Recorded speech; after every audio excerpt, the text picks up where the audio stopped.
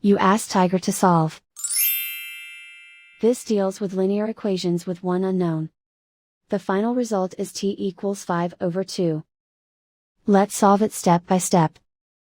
Group all constants on the right side of the equation. Subtract 15 from both sides. Simplify the arithmetic.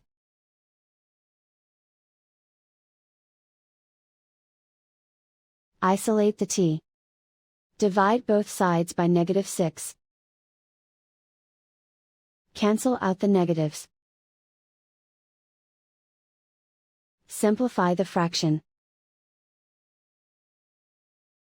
Cancel out the negatives. Find the greatest common factor of the numerator and denominator. Factor out and cancel the greatest common factor.